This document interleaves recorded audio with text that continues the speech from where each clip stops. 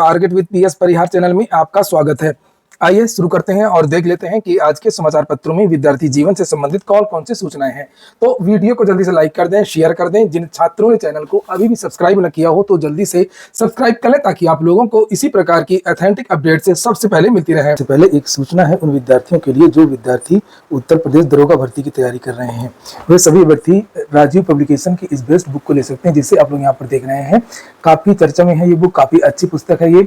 UPSI में जो मूल विधि आता है उसका ये इसमें आपको पूरा एचडी मटेरियल देखने को मिल जाएगा। साथ में इसमें आप लोगों को चैप्टर वाइज 1500 से ज्यादा बहुविकल्पी प्रश्न देखने को मिल जाएंगे। सभी प्रश्नों की विस्तृत व्याख्या देखने को मिलेगी। इसमें भारतीय न्याय संहिता 2023 बिल्कुल अपडेटेड बुक है ये। भारतीय नागरिक सुरक्षा संहिता 2023, भारतीय साक्ष्य अधिनियम 2023, पुरानी व नई संहिताओं का तुलनात्मक अध्ययन किया गया है और नई संहिता के अनुसार इसमें प्रश्नों की संख्या भी दी गई है। अंदर आप लोग देखेंगे यहाँ पर ये देख सकते हैं, ये देखिए यहाँ पर पूरा जो एचडी मटेरियल है वो इसमें कवर किया गया है। ये देखिए भारतीय न्याय संहिता, ये देखिए ये पूरा वन्य जीव संरक्षण अधिनियम, पर्यावरण संरक्षण अधिनियम, भ्रष्टाचार निवारण अधिनियम, सूचना एवं प्रौद्योगिकी आईटी अधिनियम 2000 ये 219 पेज में दिया हुआ है। सूचना का अधिकार, साइबर अपराध, ये सारा एचडी मटेरियल विस्तृत रूप से आपको इसमें देखने को मिल जाएगा। राजीव पब्लिकेशन की ये बुक प्रयागराज, वाराणसी सभी शहरों में सभी प्रमुख कॉपी किताबों की दुकानों में आपको ये बुक मिल जाएगी। और अगर आप लोग ऑनलाइन मंगवाना चाहते हैं तो उसकी लिंक भी मैंने डिस्क्रिप्शन बॉक्स और कमेंट बॉक्स दोनों जगह उपलब्ध करा दी है। काफी अच्छी तरीके से ग्राफ वगैरह के माध्यम से ये देखिए जो महत्वपूर्ण फैक्ट है वो इस तरीके से ब्लॉक में दिए गए हैं। ये देखिए ये पूरा इस तरीके से बताया गया है कौन सी संस्थाएं होती हैं। आगे देखेंगे आप, ये देखिए यहाँ पर महत्वपूर्ण आपको प्रश्न भी देखने को मिलेंगे, परीक्षा उपयोगी। और ये प्रश्न ज्यादातर वही प्रश्न रखे गए हैं जो पिछली भर्ती में पूछे गए हैं। ये देखिए बताया भी गया ये प्रश्न कब पूछा गया है, ये सभी प्रश्न दिए गए हैं चैप्टर वाइज। पहले उस चैप्टर से महत्वपूर्ण फैक्ट दिए गए हैं और उसके बाद में यहाँ पर ये महत्वपूर्ण उपयोगी जो प्रश्न है वो दिए गए हैं और इतनी बड़ी विस्तृत व्याख्या दी गई। ये देखिए जो कि काफी अच्छी तरीके से, अगर यही प्रश्न घुमा फिरा करके भी पूछा जाए तो आप लोग उसे आसानी से हल कर सकें तो आप लोग इस पुस्तक को ले सकते हैं। ये देखिए, और पब्लिकेशन याद रखिएगा राजीव पब्लिकेशन है। ये शुरू करते हैं, बात करते हैं सबसे पहले टीईटी पर सुप्रीम कोर्ट के ऐतिहासिक निर्णय की। कल सुप्रीम कोर्ट ने एक ऐतिहासिक निर्णय दिया है जिसमें सभी चयनित शिक्षकों के लिए टीईटी अनिवार्य कर दिया गया है और जो शिक्षक टीईटी पास नहीं होंगे वो सेवा में नहीं रहेंगे। पूरी बात यहाँ पर लिखी हुई है, ये देखिए लिखा है शिक्षण सेवा में बने रहने या प्रोन्नति के लिए टीईटी अनिवार्य। इसको लेकर के कल मैंने 2 वीडियो बनाए थे, चीजें स्पष्ट कर दी थी। आज का वीडियो बहुत महत्वपूर्ण है, सारी की सारी सूचना महत्वपूर्ण है। वीडियो को आप लोग लास्ट तक देखिएगा और वीडियो को पहले ही आप लोग लाइक कर दें। लिखा है 2 वर्ष में टीटी पास करने पर विफल रहने पर सेवा छोड़नी होगी या सेवा निवृत्त होना होगा। सारे उसको जो भी मिलना होगा उसका पैसा वो मिल जाएगा, उसको भर्ती से बाहर कर दिया जाएगा। लिखा सुप्रीम कोर्ट ने कहा कि शिक्षण सेवा में बने रहने या पदोन्नति दोनों के लिए है। ऐसा नहीं है कि केवल प्रमोशन करने वालों के लिए ही है कि जो टेट पास नहीं है उनका प्रमोशन नहीं होगा। जो लोग पढ़ाना भी चाहते हैं आगे उनके लिए भी टीईटी अनिवार्य है। मैं ये भी स्पष्ट कर दूं, चाहे वो शिक्षा मित्र हो, शिक्षा मित्र भी पढ़ाते हैं। और आपको पता होगा कि प्रदेश में लगभग 1.5 लाख शिक्षा मित्र है, उनमें से केवल 45,000 शिक्षा मित्र ही टीईटी पास है। लगभग 1 लाख शिक्षा मित्र ऐसे हैं जो टीईटी पास नहीं है। 69,000 शिक्षक भर्ती, 68,500 शिक्षक भर्ती में शिक्षा मित्रों को मौका दिया गया था, उनको वेटेज दिया गया था, लेकिन केवल 40 से 45,000 शिक्षा मित्रों ने ही आवेदन किया था और लगभग 15,000 शिक्षकों के 15,000 शिक्षक मित्रों के आसपास उनका चयन हुआ था। तो यहाँ पर बहुत बड़ा खतरा हो सकता है उन पुराने शिक्षा मित्रों के ऊपर। यहाँ पर कुछ शिक्षकों को, कुछ शिक्षा मित्रों को राहत भी दी गई है, उसकी भी चर्चा हम लोग इसमें करेंगे। लिखा है सुप्रीम कोर्ट ने कहा है कि शिक्षण सेवा में बने रहने या पदोन्नति पाने के लिए शिक्षक पात्रता परीक्षा टीईटी अनिवार्य है। शीर्ष कोर्ट ने टीईटी की अनिवार्यता से जुड़े कानून के लागू होने से पहले नियुक्त शिक्षकों के लिए दिशा निर्देश भी जारी किए हैं। संवैधानिक संदर्भ के साथ साथ जस्टिस दीपांकर दत्ता और जस्टिस मनमोहन की पीठ ने अंजुमन इशात ए तालीम ट्रस्ट बना महाराष्ट्र राज्य एवं अन्य समेत कई दीवानी अपीलों में शिक्षक पात्रता के मुद्दों पर भी विचार किया। राष्ट्रीय अध्यापक शिक्षा परिषद एनसीटीई ने 29 जुलाई 2011 से शिक्षक पात्रता परीक्षा अनिवार्य कर दिया था। मुख्य प्रश्न यह था कि ऐसे में क्या पहले से नियुक्त शिक्षकों को सेवा में बने रहने या पदोन्नति के लिए टीईटी उत्तीर्ण करना जरूरी है? यह प्रश्न विशेष रूप से अल्पसंख्यक संस्थानों में शिक्षकों के लिए उठाया गया था। शीर्ष कोर्ट ने निर्देश जारी किया है कि जिन शिक्षकों की सेवा अवधि 5 वर्ष से कम बची हुई है, जो पुराने शिक्षक हैं, जो रिटायर होने वाले हैं, 5 साल से कम समय में वो रिटायर हो जाएंगे, उनको छूट दे दी गई है। लेकिन उन्हें टीईटी उत्तीर्ण किए बिना सेवा जारी रखने की अनुमति दे दी जाएगी। हालांकि प्रोन्नति के लिए उनको भी टीईटी उत्तीर्ण करना होगा।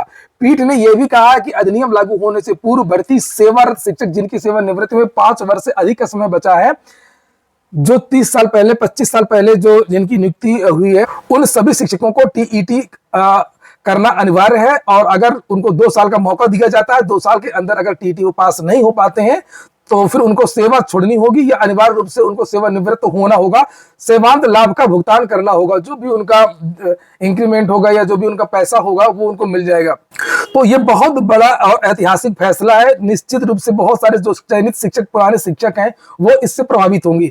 यहाँ पर लिखा है सेवांत लाभ के लिए अर्हता पाने के ये नियम भी बनाए गए हैं। यहाँ पर देखिए लिखा है 2011 के बाद पदोन्नति पाने वाले शिक्षकों की धड़कनें बढ़ गई हैं। जिनका प्रमोशन कर दिया गया था जूनियर में और वो जूनियर वाला टीईटी उनके पास नहीं है, ऐसे शिक्षक बाहर होंगे। यहाँ पर लिखा भी है सुप्रीम कोर्ट के फैसले का असर यूपी के उन शिक्षकों पर भी पड़ेगा जिन्होंने 2011 के बाद पदोन्नति पाई है। कुछ शिक्षकों ने कक्षा 1 से 5 के लिए टीईटी किया है, लेकिन बाद में पदोन्नति पा करके प्राइमरी से जूनियर में चले गए हैं। उन्होंने इस स्तर के लिए टीईटी भी नहीं किया है, ऐसे में यह नियम उन पर भी लागू होगा। बेसिक शिक्षा निदेशक प्रताप सिंह बघेल के अनुसार इससे प्रभावित होने वाले शिक्षकों की संख्या अभी बता पाना मुश्किल है। वहीं बीटीसी शिक्षक संघ के प्रदेश अध्यक्ष अनिल यादव का दावा है कि इससे लाखों शिक्षक प्रभावित होंगे।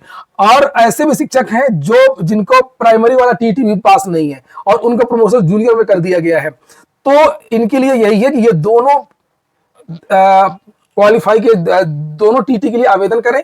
अगर उनका जूनियर में हो जाता है तो उनका वो जूनियर पे बने रहेंगे। अगर वो जूनियर का क्वालिफाई नहीं कर पाते हैं तो प्राइमरी वाला अगर टीटी कर लेते हैं तो उनको डिमोट करके उनको प्राइमरी में कर दिया जाएगा। लेकिन अगर प्राइमरी वाला भी क्वालिफाई नहीं कर पाते हैं तो ये सारे शिक्षक जो हैं वो भर्ती से बाहर होंगे, इनको सेवानिवृत्त कर दिया जाएगा। अब अगली जो सूचना है वो आईबीपीएस से एक भर्ती निकली है और इस भर्ती में बाबुओं के पद हैं, ऑफिसर्स के पद हैं और सबसे बड़ी बात यह है कि इसमें इंग्लिश का झमेला नहीं है क्योंकि ये ग्रामीण बैंकों की भर्ती है। पदों की संख्या काफी ज्यादा है, 13,213। पूरी बात करूंगा, इसमें तो शॉर्ट में चीजें लिखी हुई हैं। इसकी लास्ट डेट 21 सितंबर है। आवेदन इसके शुरू हो गए हैं। वेबसाइट है ibps.in। आईबीपीएस एक ऐसी संस्था है जहां से जितने भी सरकारी बैंक है, लगभग 19 सरकारी बैंक है, उनकी एकीकृत भर्ती आती है।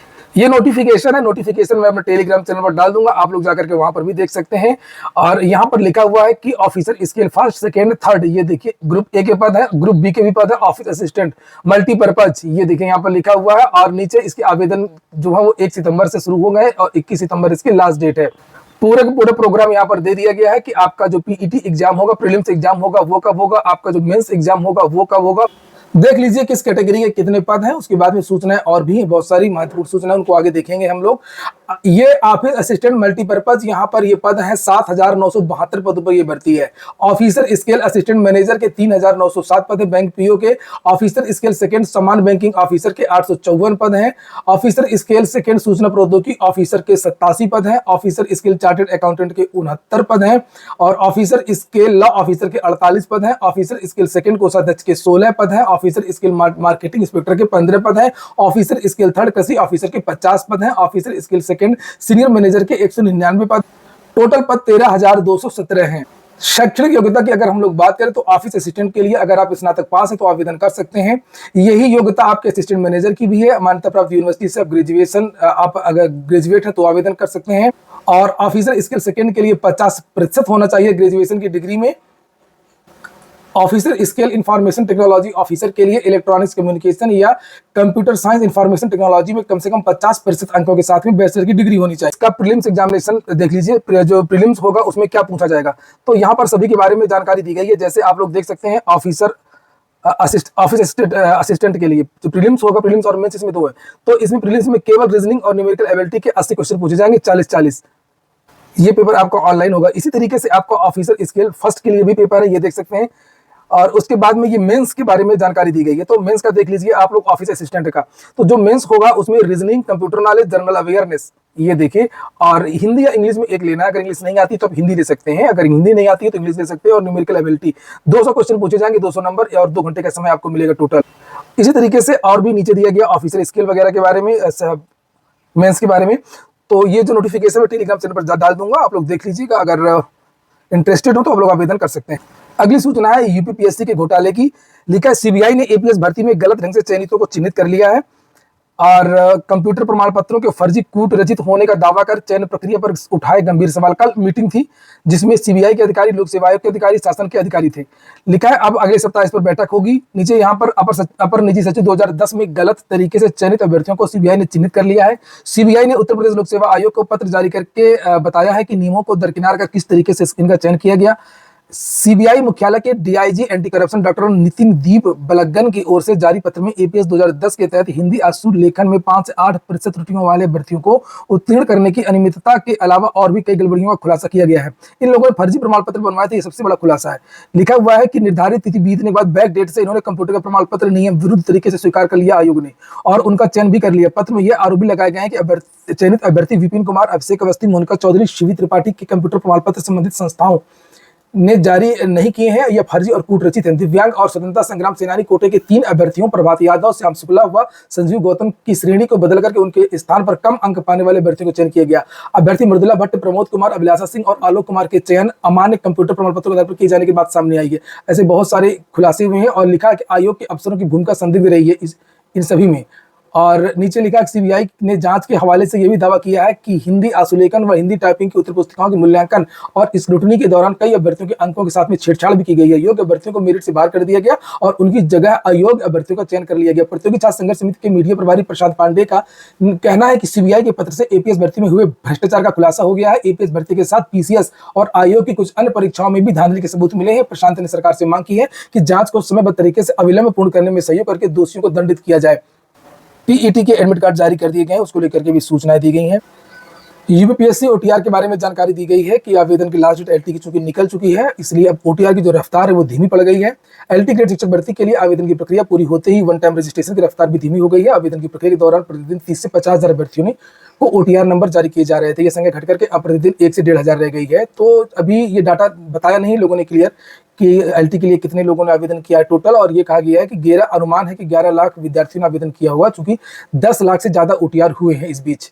अगली जो सूचना है वो आउटसोर्स निगम को मंजूरी आज मिल सकती है। कैबिनेट की बैठक है। मुख्यमंत्री योगी आदित्यनाथ की अध्यक्षता में मंगलवार को होने वाली कैबिनेट की बैठक में यूपी की नई निर्यात नीति को मंजूरी दिलाई जाएगी। इसके अलावा पैतृक संपत्ति का बंटवारे के लिए रजिस्ट्री अब 5,000 रुपए शुल्क किए जाने संबंधी प्रस्ताव को मंजूरी दिलाई जाएगी। नीचे लिखा हुआ है कि आउटसोर्स कर्मचारियों के हितों के संरक्षण और उन्हें शोषण से बचाने के लिए उत्तर प्रदेश आउटसोर्स सेवा निगम के गठन को मंजूरी दिलाई जाएगी।